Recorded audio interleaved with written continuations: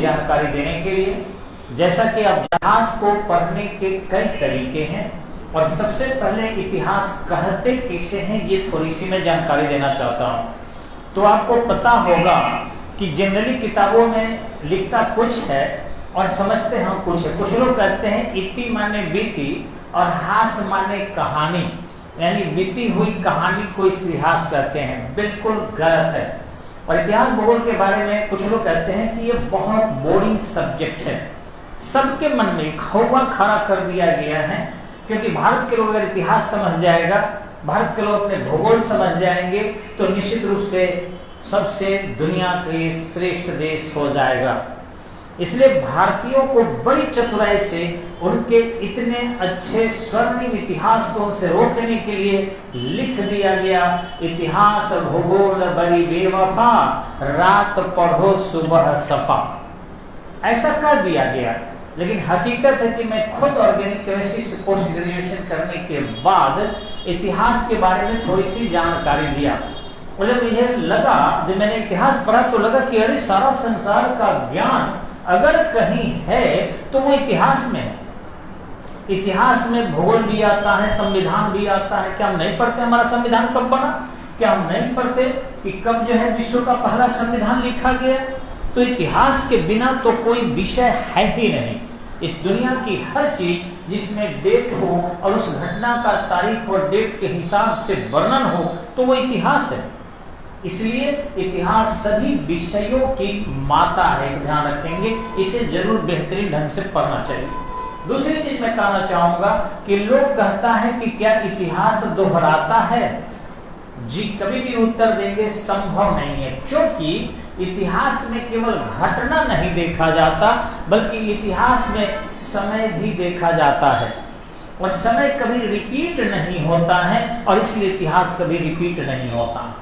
अगर समय ही हटा दे, वर्ष ही हटा दे, डेट ही हटा दे, महीना ही हटा दे तो इतिहास की केवल घटनाओं से इतिहास नहीं बनता है। तो ये एकदम याद रखेंगे कि इतिहास कभी दोहराया नहीं जाता है। नेक्स्ट चीजें जान ले कि इतिहास कैसे लिखना चाहिए।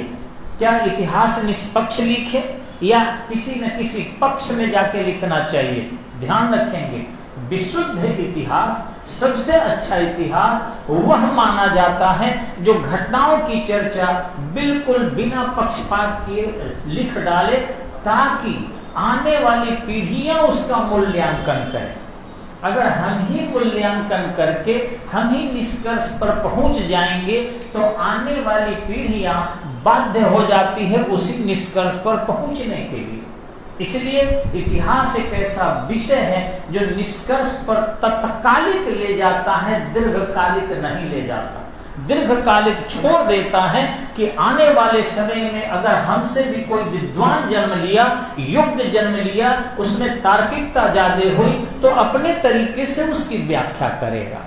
यह नहीं कि हमारे व्याख्याओं का गुलाम बनेगा। कोई भी विषय ऐसा नहीं होनी चाहिए संसार का जो हम थोप दे आने वाली पीढ़ियों पर। आज भले ही आपके एमके सिंह एक अच्छे टीचर के रूप में जाने जाते हैं और निश्चित रूप से जीके जीएस इनको बढ़िया आता है और इतिहास की भी बेहतरीन जानकारी है, लेकिन यह कतई नहीं हो सकता कि आने वाली पीढ़ियों से मैं ज्यादा जानता हूं। आने वाली पीढ़ियां हमसे लाखों गुना ज्यादा जानकार जन्म लेगी। हो सकता है हमारे व्याख्याओं से उनकी व्याख्या बिल्कुल मैच न करे, लेकिन परिघटनाएं जब रहेगी, एक तस्वीर सामने रहेगा तो मूल्यांकन अपने अनुसार नई पीढ़ियां करेगी।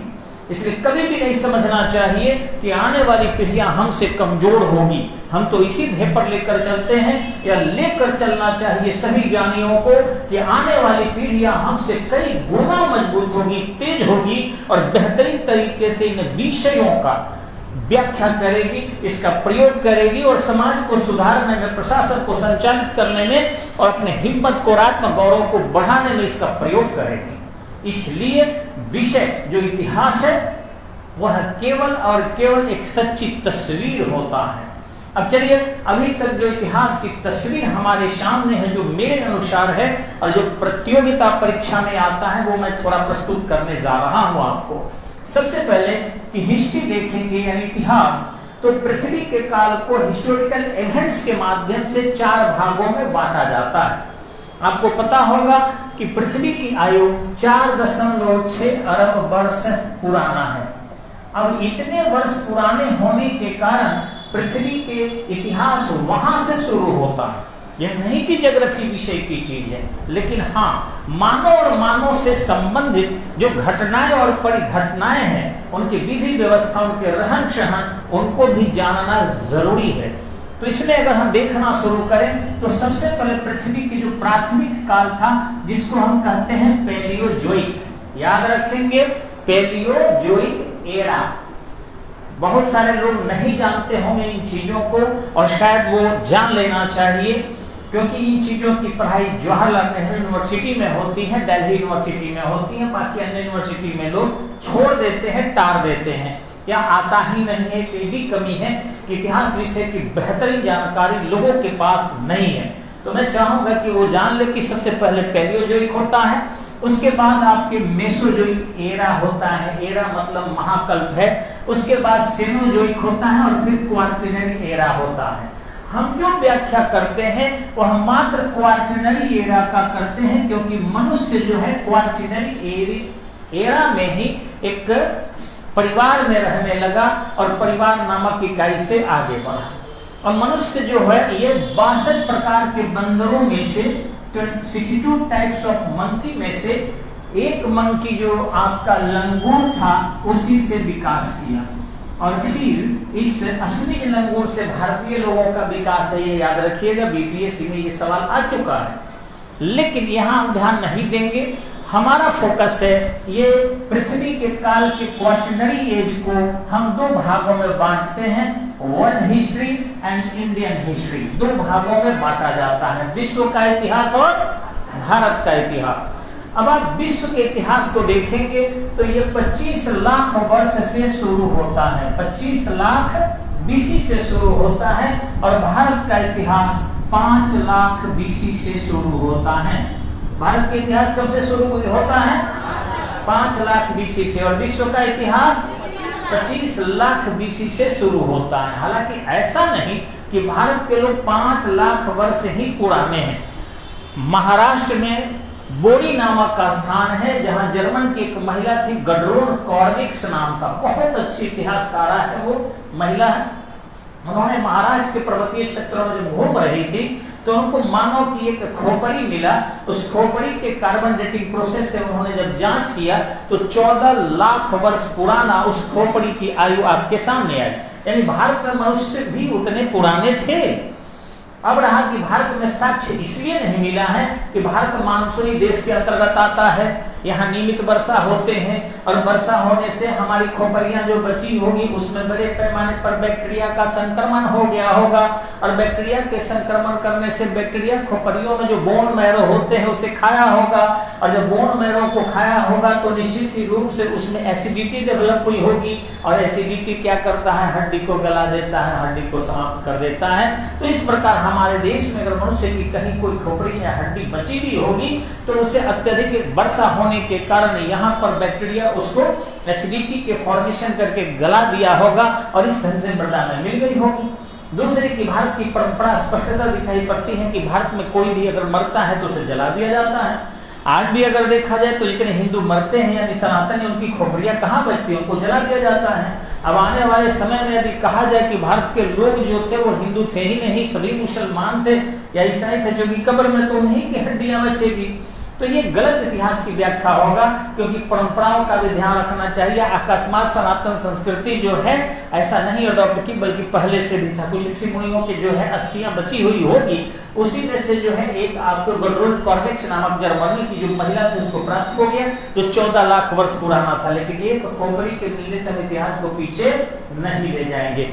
तो 5 लाख बीसी माना गया। अब इस इतिहास को भी अगर 3 भागों में हम बांटते हैं, देखेंगे आप सुविधा के लिए, तो एक होता है आपका प्राचीन काल यानी एंशिएंट एज, दूसरा होता है मध्यकालीन, और तीसरा होता है आधुनिक कालीन यानी एंशिएंट हिस्ट्री, मेडिवल हिस्ट्री और मॉडर्न हिस्ट्री। अब इस एंशिएंट को भी हम देखेंगे तो ये 5 लाख बीसी से शुरू होता है और करीबन 1000 बीसी एडी तक आ जाता है।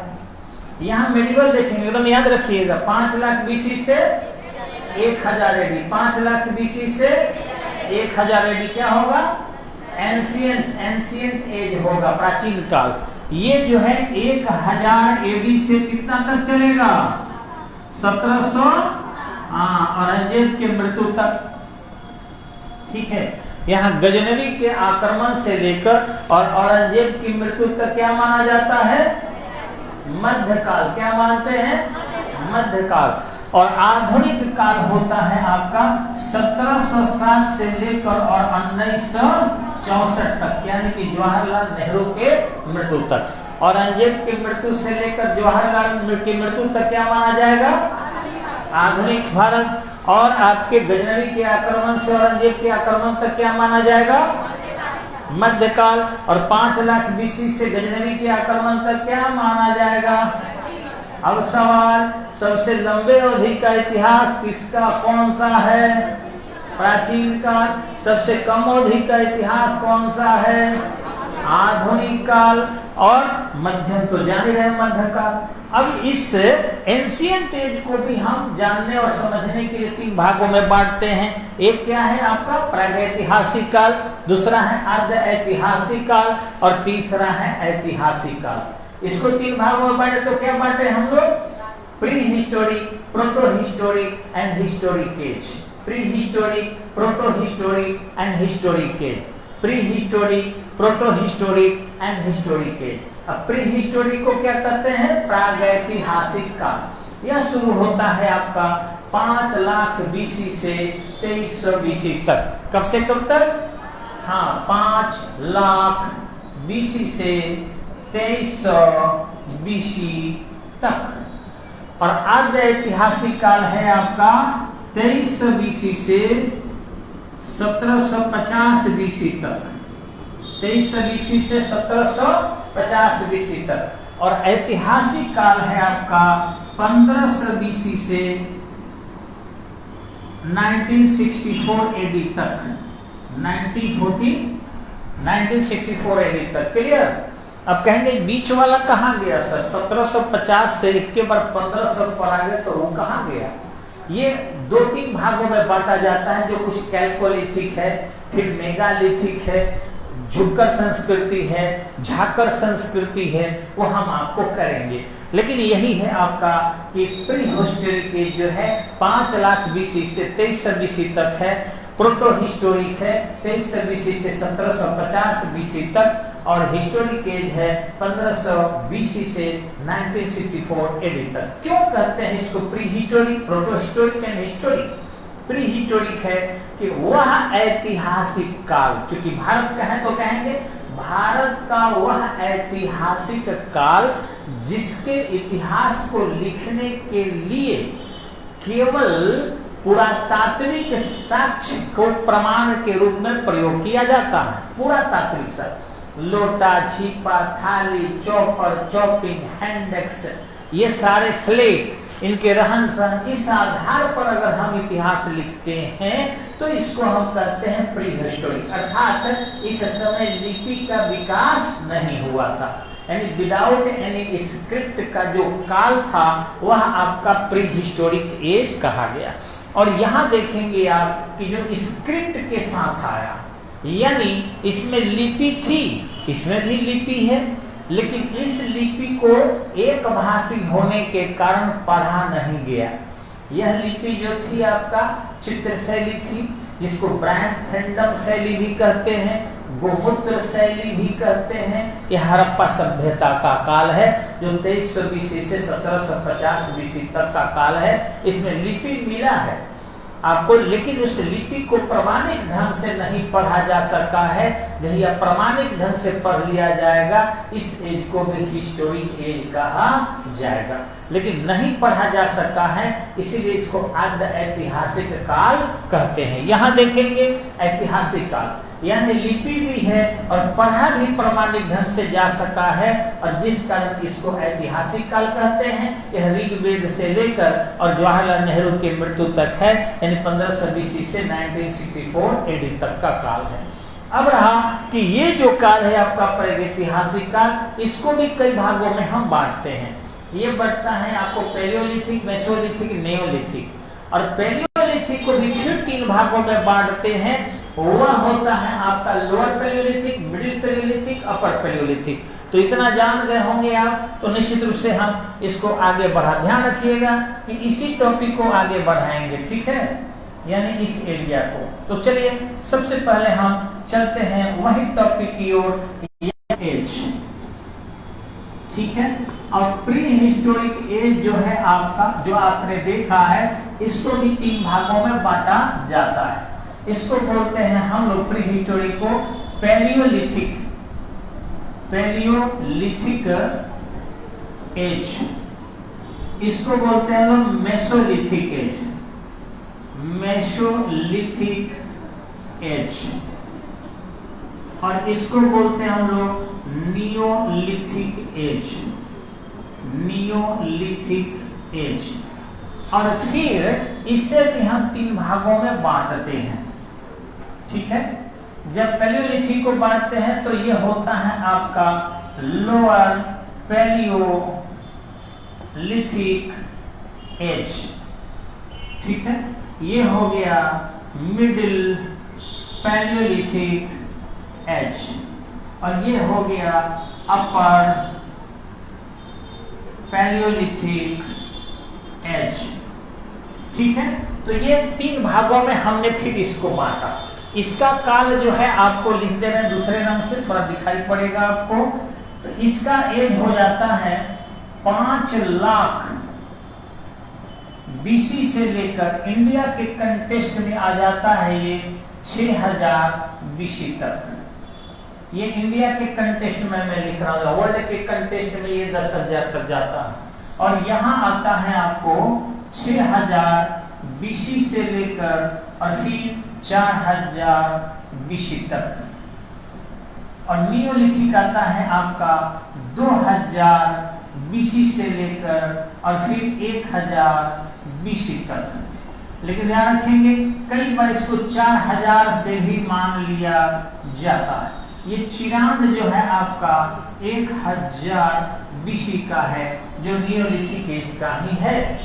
और फिर यहाँ देखेंगे पैलियोलिथिक को, इसको बांटेंगे हम तो कई भागों में बटेगा। यहाँ देखेंगे कि ये होता है 5 लाख बीसी से लेकर और 50,000 बीसी तक। ये लाख लिखे हैं आसानी से समझने के लिए। और ये 50,000 50,000 बीसी से लेकर होता है आपको 40,000 बीसी तक। और अपर पैलियोलिथिक होता है 40,000 बीसी से लेकर और फिर 10,000 बीसी तक वर्ल्ड के कंटेस्ट में। और इंडिया के कंटेस्ट में ये हो जाता है 6,000 बीसी तक। तो इस तरीके से आपको अपर पैलियोलिथिक हो गया, फिर मेसोलिथिक हो गया, फिर नियोलिथिक हो गया। अब लोअर पैलियोलिथिक ये जो वह है, यानी इसका हिंदी होता है पूरा पाषाण काल, मध्य पाषाण काल, नवपाषाण काल। अब पूरा पाषाण काल को भी 3 भागों में बांटते हैं, निम्न पूरा पाषाण काल, मध्य पूरा पाषाण काल, उच्च पूरा पाषाण काल। अब निम्न पूरा पाषाण काल में सबसे पहले जो पत्थर के औजार का प्रयोग किया गया, मध्य पूरा पाषाण काल जो बाद में, और सबसे ऊपर जो काल था उसको अपर पैलियोलिथिक कहा गया, यानी उच्च पूरा पाषाण काल कहा गया। इसमें भोथरे औजार होते थे और भोथरे औजार को अलग अलग नाम दिया जाता था। तो थोड़ा सा उसको भी देख ही लेते हैं क्या क्या नाम दिया जाता था। तो सबसे पहले मनुष्य जो है वो डिसऑर्डर जो नेचुरल रूप से प्राप्त होते थे, ऐसे औजारों का प्रयोग करता था, या ऐसे औजारों का प्रयोग करता था जिसको कहा जाता था कांगलोमरेट। क्या कहा जाता था? कांगलोमरेट, कांगलोमरेट, कांगलोमरेट यानी पत्थर के छोटे छोटे अपरिष्कृत टुकड़े को कांगलोमरेट कहा गया। और जो इस टाइप के पत्थर मिले उसको कहा गया ब्रेशिया। ये नुकीला हुआ करता था, इसलिए इसका नाम हो गया ब्रेशिया कल्चर। जो गोल गोल पत्थर मिला करते थे, इस टाइप के पत्थर, इस सब को कहा गया चॉपर। ये चॉपर कल्चर कहलाया, ये भी आपका चॉपर। इस प्रकार के औजार का प्रयोग करते थे। लेकिन कुछ इसी औजार को टकरा कर ऐसे गोल मान लीजिए आए और इसको लेकर जो है एक तरफ से अगर मुंह इसका काट दिए, तिरछे कर दिए ऐसे, तो इसको कहा जाता था न, ये पेबुल था। थोड़ा सा मैं गलत यहां कर दिया हूं, 1 मिनट के लिए इसको हटा रहा हूं, ठीक है। हाँ, एक अगर गोल गोल पत्थर होते थे, अगर गोल गोल होते थे ऐसे पत्थर, तो इन सबको कहा जाता था पेबुल, ठीक है। और इन पत्थरों में यदि इस गोल पत्थरों में एक तरफ से, ये देखेंगे आप, एक तरफ से अगर काट दिया गया और काटने के बाद जो ये पत्थर बच गया आपको तिरछे, इसको कहा जाता था चौपर, चौपर, चौपर, चौपर, ठीक है। और इसको के फिर मिटा दें तो आपको अच्छा नहीं लगेगा। जी जी, ये होता था आपको चौपर, तो चौपर कल्चर कहते हैं। और जब दोनों तरफ से इसको काट दिया जाता था, जैसे मान लीजिए ये पेबुल हो गया आपको, और इस पेबुल को हम इधरों से काट दिए, फिर इधरों से काट दिए, और तब जो है आपका नुकीला जो दोनों तरफ से बच गया, ये दोनों तरफ से काफी नुकीला ऐसे करके थोड़ा सा साफ कर दें, तो ये जो नुकीला बच गया आपका पार्ट, ऐसे निचोड़ दिया लोगों ने, एकदम से नुकीला बना दिया, जिससे कहीं भी वो प्रहार कर सके। तो इसलिए थोड़ा ज्यादा ही मिट गया ये ना, तो 1 मिनट,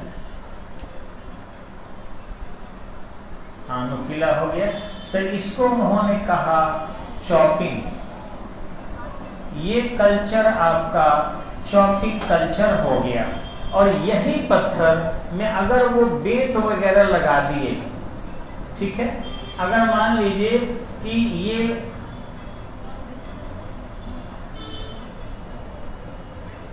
हाँ, और इसमें जो है छेदा करके उन्होंने और एक लकड़ी का डंटा लगा दिया, तो ये वाला जो डंटा इसमें लग गया, अतः इसको हैंडेक्स कहा गया। ये सब पत्थर के ही औजार थे। क्या कहा गया? हैंडेक्स, यानी हथौड़ा, ऐसे मारने वाला। फिर उन्होंने इससे भी आगे बनाया औजार।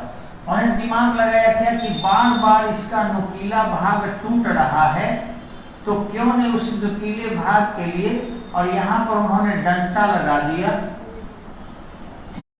हो गया आपका। अभी नुकीला भाग जो टूटता था, इसके लिए उन्होंने क्या किया कि ब्लेड को डेवलप किया, और उस ब्लेड को लगाने लगे बार बार, जिससे किसी टाइप की दिक्कत ना हो। ये ऐसे आकर ऐसे रहता था, जैसे आजकल बसीला होता है। और फिर वे लोग केवल ब्लेड का निर्माण करने लगे, लंबा लंबा ऐसे, ताकि इसमें लगा दिया जाए, और ये जब लग जाएगा तो इस तरीके से ये नुकीला हो जाएगा, और इससे काटने का काम कर लेंगे। ये नुकीला भाग टूट गया तो दूसरा इसमें लगा लेंगे। इसको फ्लेक संस्कृति कहा गया। क्या कहा गया? हाँ, फ्लेक कल्चर कहा गया। और इस तरीके से प्री हिस्टोरिक एज जो है एक बेहतरीन इतिहास रहा, जिसको हम एक एक करके आपको नोट करा देंगे। ठीक है, धन्यवाद, नमस्कार।